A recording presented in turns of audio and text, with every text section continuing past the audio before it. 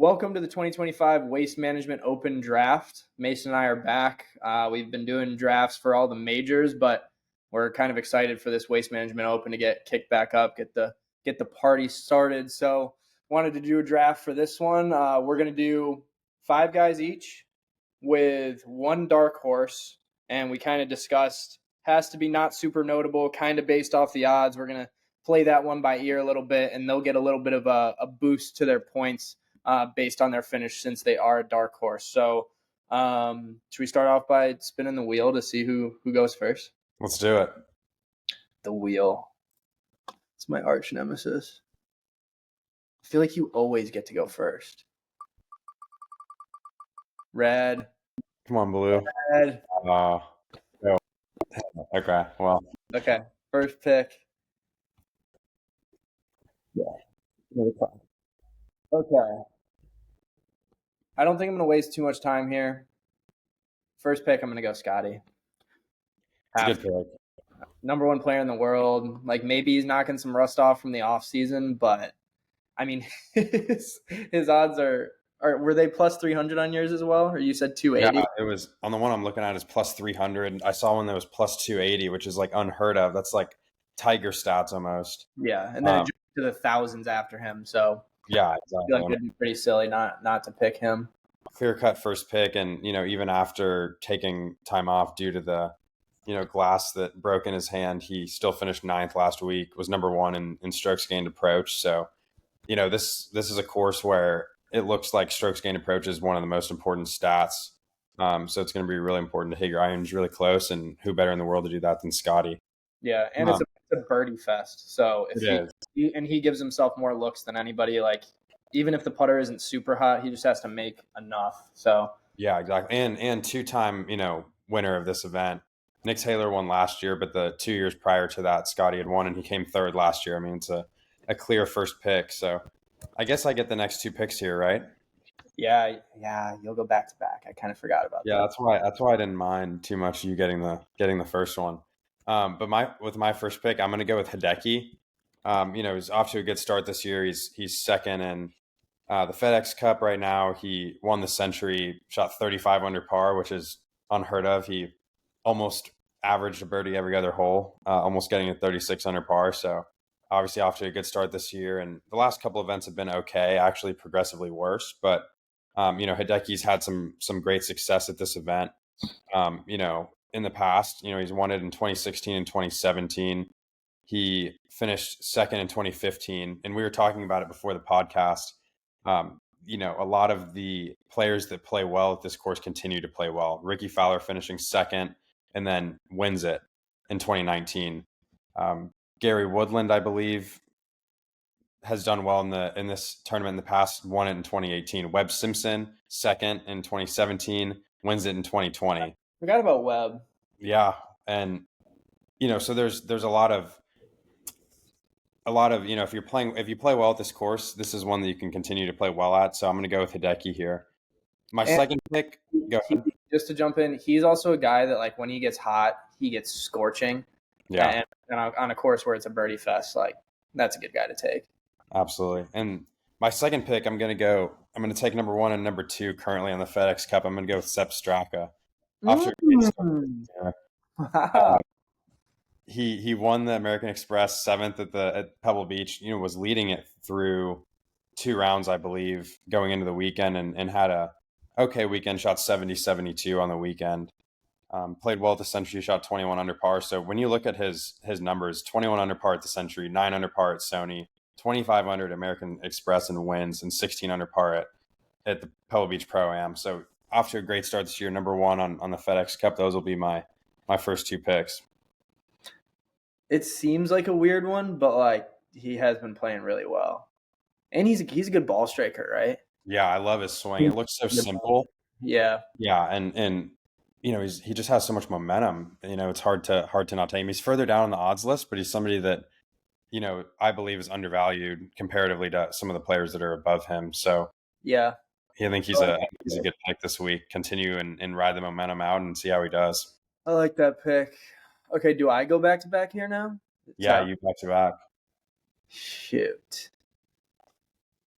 Okay, you already took Hideki. I would have wanted him. Hmm. I don't really want to just go based off the odds.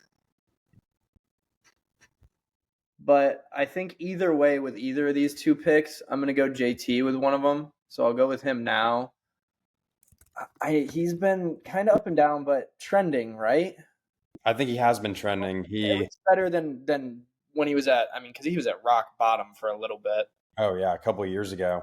Yeah. I'm looking at his stats right now. He finished second at the American Express, 23 under. Century, I mean, the scores are crazy low there, but 19 under, Yeah. 7 under at Pebble Beach. T48, that's not a great week, but he shot a 66 and 70 the first 2 rounds, just had a lackluster third round. But aside from that, off to a pretty good start this year and definitely a good pick here. I think he's had some success previously at Waste Management, if I'm not mistaken. Yeah, So I think he's played well here, and then also just going based off of vibes, for lack of a better term.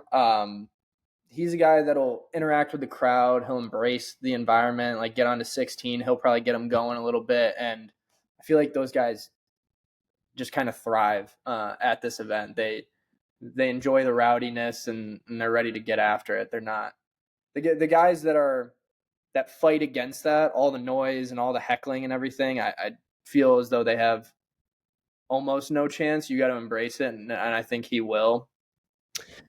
With this next one, there's guys that make sense, but I just don't really want them on my team. it's definitely an interesting odds list. It's an interesting field. It is. Like there's big names, but some of the big names haven't been playing that great, and then it's scattered throughout. I'm gonna go. Give me Sahith. I feel like So I like that I pick. might be taking yours because I know you're a big Sahith guy. Um, but he's another guy. He played well a couple years ago. He had that tough finish, right? He was right in contention. I think it was against Scotty, whichever one that he won. He was right in contention and kind of finished poorly, and he was really bummed out after the round. He's due. He kind of hits it all over the place, but in the desert golf, you can get lucky and whatnot. Short game, so good, really good putter. Short game is He's another amazing. guy, again, like JT, who I think will embrace the environment and hopefully get after it. I think that's a great pick. You know, like you said, his short game's unbelievable. And kind of, you know, he can hit it all over the place occasionally, but like you said, there's certain spots like we played this course as a team back in 2022, I want to say, before the national championship, trying to get acclimated to the desert golf. Great hawk. Um, yeah, we played Greyhawk for the tournament. And we played, you know, practice round at TPC Scottsdale, and there's certain holes where you have to kind of fit it in between, you know, bunkers and whatnot. But for the most part, if you can manage those holes and, you know, hit irons in play, there's a bunch of holes where you can kind of blast it everywhere. Yeah. And so, you know, not to say that Sahith can't handle tight courses. Obviously he can, and he's done it throughout his career. But, you know, this is a course where he's going to be able to strive and, you know, showcase his pretty solid iron play and short game. Yeah, it A fits lot of well work. for his weakness, quote unquote. Yeah, I feel yeah, like, so. absolutely. All right, my next pick, I'm going to end up going with Tom Kim on this one. Didn't get off to a great start in his first two events. Sony Open, 65th. American Express missed the cut, but feel like he's coming into his own. T7 at Pebble Beach Pro Am. Just kind of, again, like you said, it's a somewhat of a vibes pick. I feel like he's you know due for a good week. He had a good week last week. I think he's going to carry the momentum into this next tournament. So that'll be interesting to see. But that's my pick. And then the one after that I'm going to go with, this one might surprise you a little bit, but I'm going to go with Rasmus Hogard on this one. Oh. Yeah, it's not exactly going down the odds list perfectly here, but played only one tournament, so there's limited visibility in how he's playing currently. But played quite well, 22nd at Pebble Beach. Just again a little bit of a feeling pick. I think he's going to do well this week. He struggled. Looks like the last round he shot 72, which isn't a terrible score, but you know he dropped in the rankings at Pebble Beach the last round, but 65 first round. So obviously his game's in a really good spot. And you know just needs to put it together. But I think he will this week. He's so good and impressive to watch, and what he's done over in Europe. So young, and I think he's going to do really well this week. His swing's pure. Whatever is he Danish? I think he is Danish. For Yes, whatever Chris Bring, our old teammate, reminds me, they all have like the same golf swing. they do. They I do. They're also fundamentally sound. I think they a lot of them work with like the same coach, a bunch of them, and it's just pure. It's just so on plane. Top position's so nice. Jumping to Tom Kim quick. Have you seen all the stuff going around on social media with his slow play? No, haven't. No, there No. was a clip of him on the par five at Pebble Beach where you kind of hit down to the sectioned off fairway, and then the second shot is blind. Whole The six. six. And he took a while, and people were flaming him for it. He took a long time and then flared it into the ocean, Oh, and people were not happy. And he has a tendency of that. I like him. Seems like a really good kid and whatnot, but I do think with just like the overall trend of trying to get golf more watchable, they probably got to make some adjustment about being more strict I agree. about I slow play. agree. The issue is though is like you can tell guys to speed up over their shots all that you want, but there's still going to be backups on par fives or drivable par fours or like certain holes. It gets jammed. So like the round, regardless of if you hit your shot in under a minute when you're over it, if you're about to go wait on the next tee for 10 minutes, what does that do for you? It's Right. a weird. It's not like the NBA where you can just throw up a shot clock and be like, all right, you got 25 seconds to hit the rim. Or Make something of it. Exactly. it's not the same Yeah, thing. there's a lot of instances. I'm sure you can relate to this, but you might get put on the clock, or you might get a warning, and you have to catch up, and so you start playing really, really quickly. Your playing competitors also do the same thing, and next thing you know, you're on the group in front of you, but you're right behind them, and they're waiting on the tee on a par three or a reachable par five, You and just it's like we did all of that, and now the group behind us is going to be waiting on top of it too. So I get both sides of it. Slow play is not fun, but at the same time, there has to be like an understanding there. you just gave me horrendous flashbacks to the AJGA. The Oh my, amount of times so many of them. be like on you, red card, and then two So- holes later, you're like, we're on the same hole. They were. I honestly like to a certain extent, I appreciate it because like it did make the rounds go faster and there was a system to it. But at the same, like it was a little bit too subjective depending on which rules official or whoever Right. you got, and sometimes it was just absolutely insane. I remember I got a penalty at um, PGA National. I forget if it was the Rolex or The polo. yeah, because they swapped it. I forget Right. which team it was. And I think I hit it in the water on 17, and like I slammed my club. For how bad it can get, it really wasn't that bad. I've done so much worse in my promise. Like it really wasn't that bad. But like I indented the ground. I didn't like take a big divot. I didn't damage the golf course. But then afterwards, the rules official was like watching on the tee, and we signed our scorecards, and he was like, "You got a 1-stroke penalty for that." Man. And I didn't play that. I honestly, I think it caught me out of like a top 15, but I didn't play well that day, so I was pretty much like, all right, Frustrated. Yeah. my group even were like, that was not that. He doesn't deserve a penalty. At the end of the tournament too. Brutal. Yeah. Brutal. Whatever. Yeah, I've played with multiple people in AJGAs where that's happened.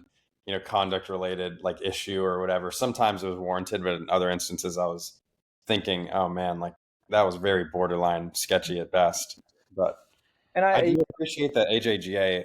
There's so much like junior golf is just so slow.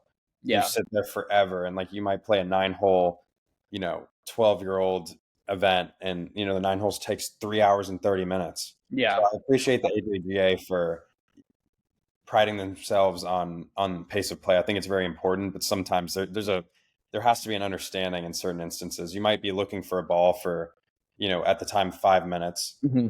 Next thing you know, you're a hole behind because that group was behind, and then now you're behind, and so those instances, I think there needs to be an understanding. Or you have a ruling or something. So like they had a very strict process for things that can be super situational. So it got a little, but then they made you catch back up. So that was also good. But Exactly. take with them. Okay, I have back-to-back round 4 and then closing round 5, right? Dark horse, yes. Wait, no, not dark horse yet. Not yet. I Not have yet. round 4, I have round 5, and then we'll go into dark horse. Yes. Alexa's going again. It's 6:25 for weather. Um, Shoot, I don't know where to go here at all. I'll talk through my process, and if I'm not really thinking, I'll give you any ideas. Like Sung Jae's sitting up there, fourth in the odds list, so he's like kind of staring you in the face. He's had a couple top 4 finishes this season. T6 in 2023. He's a good iron player, but I don't really think I want him for whatever reason. Corey Connor's also there. Corey Connors is there. I like Corey Connors. I could see him doing well this week. He's a really good ball striker. 3 consecutive top 7s before missing the cut at the Sony. Consistent performance. He's a good iron player. Canadian. That could vibe with the rowdy crowd. I like the consideration on the rowdy crowd. That's smart. That was one thing I didn't put into my analysis. It's honestly, like, that's probably being weighted too much in my models. Yeah, give me Corey Connors. I like that. Based on everybody else that I'm looking at here, I don't. I like that pick. Yeah, I'm not too invested with anybody else. He stayed with us. I've probably told this story on the podcast before, but it's not like it's gotten 100,000 views or anything. He stayed with us for the Monroe back in the day as a amateur tournament back up in Rochester, where I'm from. Really good dude. We had a stretch of we had all the Kent State guys, and for whatever reason, they recruit a lot from Canada. Like the entire house, we had like 4 guys stay with us. I think they were all Kent State, and then maybe we had one guy from Florida, but he was also like on the Canadian national team or whatever. And they were good for a bit. Like Taylor Pendrith. Wow, Yeah, Taylor Pendrith was one of them. He stayed with us the same time. Like him and Corey were buddies. Pendrith won the Monroe that year, I think, actually too. Incredible. And his career's been trending. Absolutely. Corey, yeah. That's funny. I remembered you telling that story once or twice, but I kind of forgot about it. Yeah.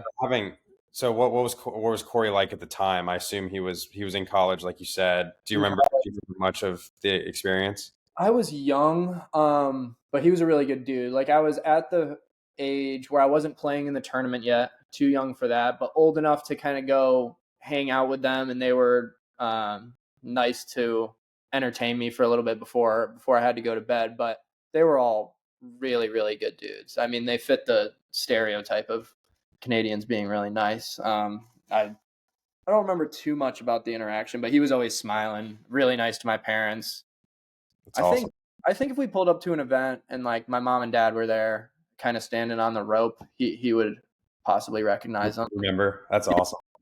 Definitely. I love that. I love the amateur golf, specifically Monroe. That was such a fun tournament. I remember going up there. You'd throw a jacket on early. If you had an early tee time, and that was so refreshing at that time. Being from Houston, where you're battling 110 degrees in June at that time, it was great. But that tournament, that course, and everything was so fun to play in the Monroe.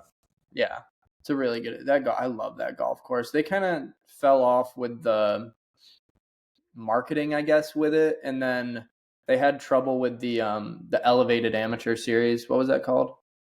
The elite amateur series. Yeah, so like Sunny Hannah was at the same time, or like it was jammed in between, so not a lot of people came. But I think they had a new person head the tournament, so I think the field's coming back a little bit. I mean, they had Tiger back in the day. They had everybody. They had a great field. Yeah, great field. Porter Cup too. Porter Cup up there. Yeah. Yeah, Dustin won the Monroe back in the day. So, okay, I don't even know if I want this pick. Do I go back-to-back Canadians? Wow, what's the other Canadian? Nick Taylor. He's Canadian. Oh, Nick Taylor. Oh my gosh, I don't even see him on my list. Defending champ. Wow, he's plus 7,000 on the one I'm looking at right now. And he also, we were looking at it, he finished second to Scotty in 2023. I think that's a great pick. I know we're competing in this, but oh my gosh, Yeah, I think I want him. Nobody else I mean, we're kind of all over the odd sheet right now, but nobody else is jumping out at me. Like, I don't want Rob McIntyre. I don't want Spieth. I love him, but I think it's good we're jumping around the odds list a little bit.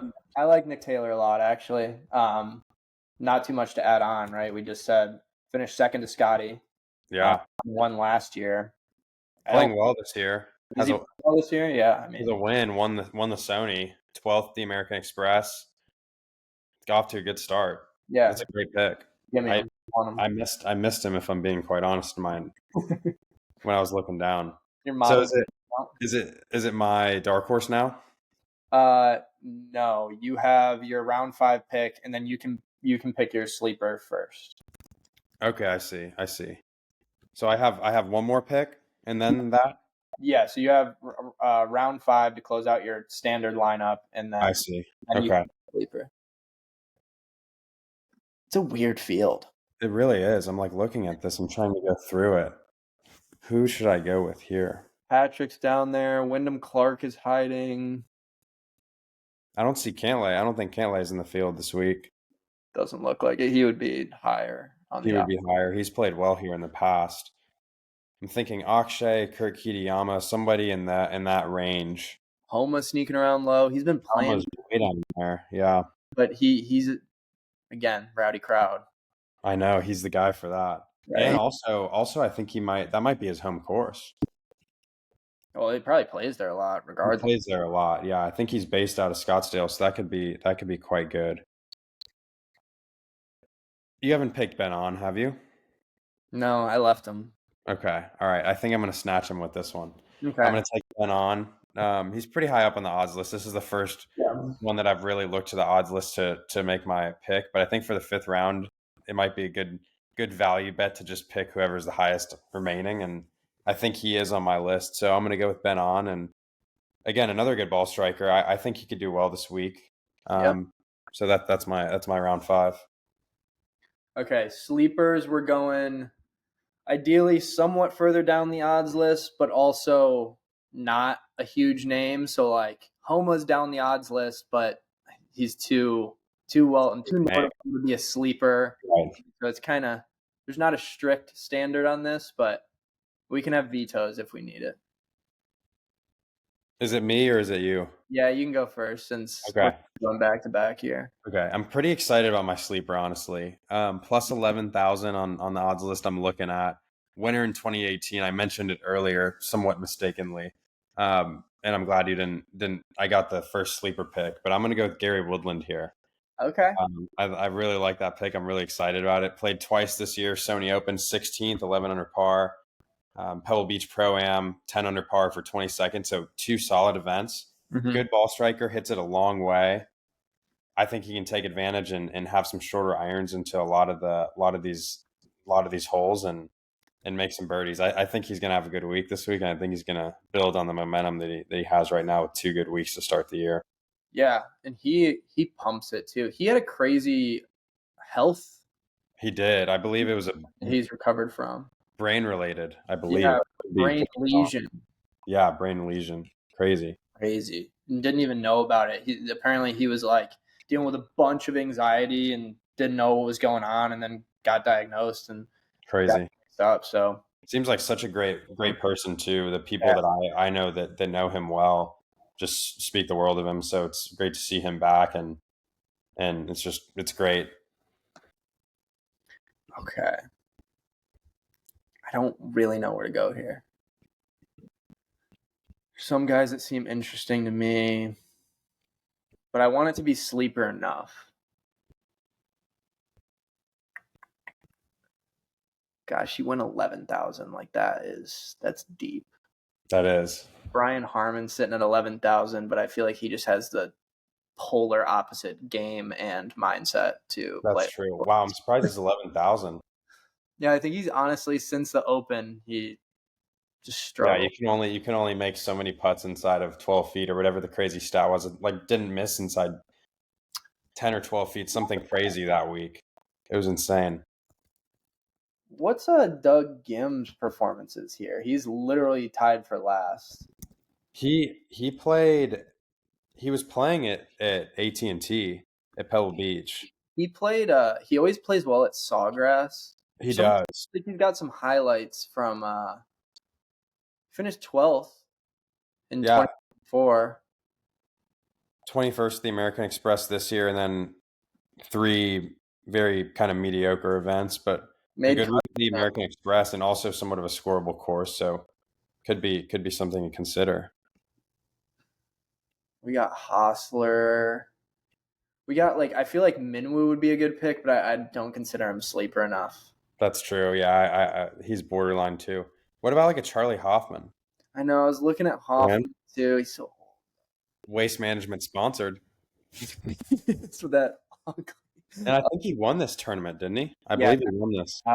back in his prime. Yeah, with that ugly hat and that Yeah, green glove. I with the can't. green glove and the yellow.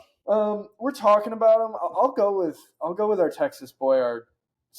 We can call him a friend and Doug Gim. Yeah, I like that. I like that pick. I remember. Him over Hostler here.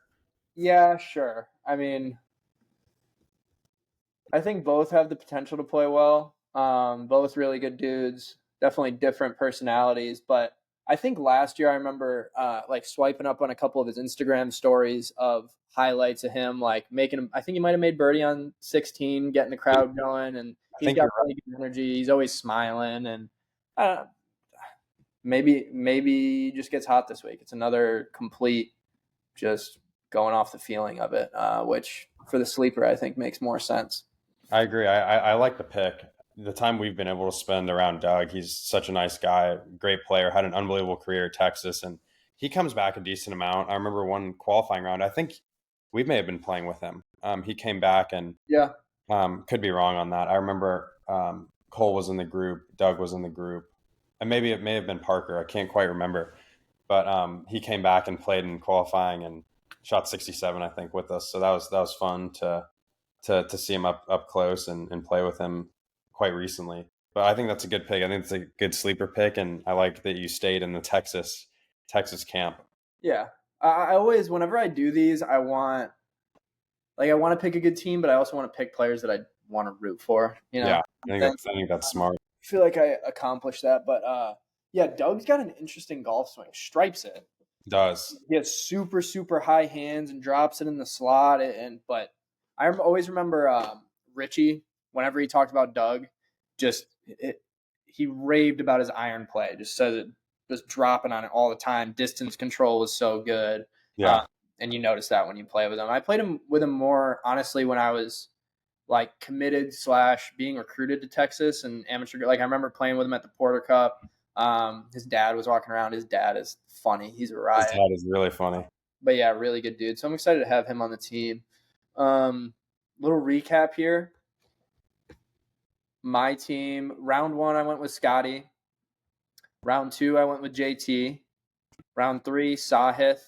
Round four, Corey Connors. Round five, Nick Taylor with the back-to-back Canadians. And then my sleepers, Doug Gim. Do you have yours up or you want me to read them? If you could read him, that would be great. I think I remember him. Round one, you got Hideki.